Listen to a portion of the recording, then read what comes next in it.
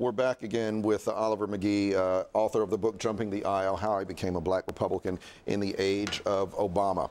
In this particular election, one of the interesting things to me about this election is you've got very clear choices.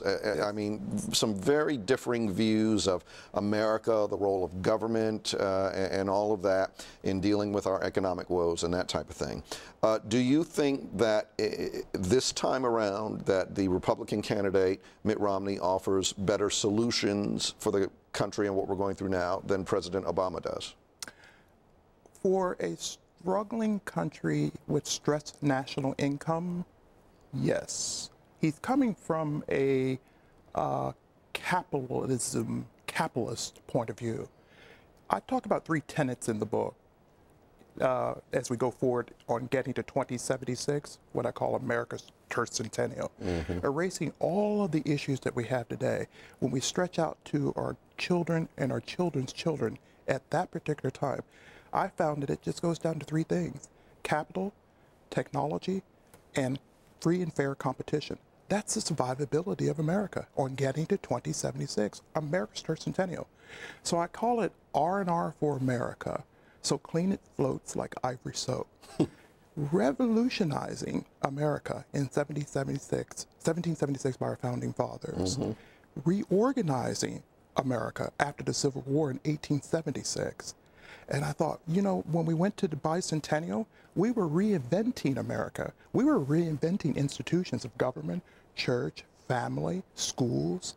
And now what we're looking in this particular election cycle is how we're going to renew America on getting to 2076.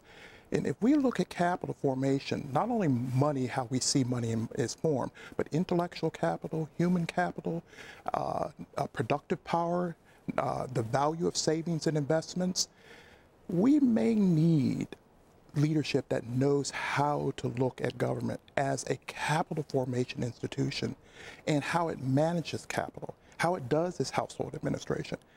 And more importantly, we need to look in the future what we're doing in technology.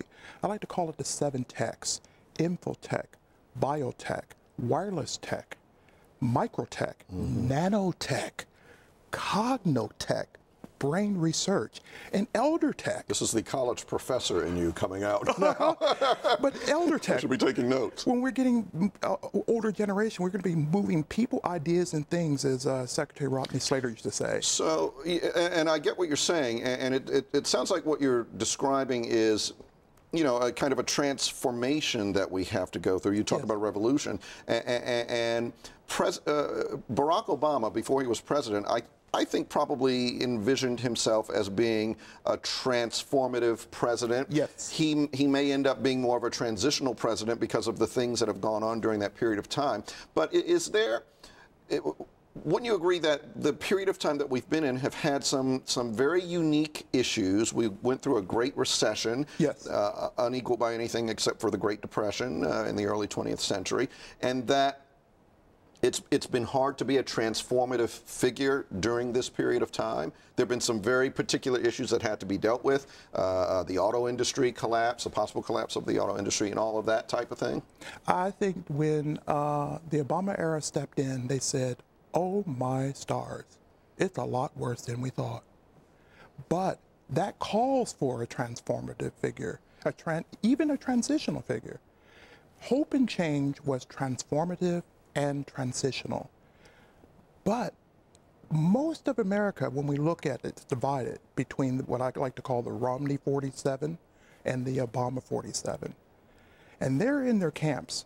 They're either with the transition or the transformation.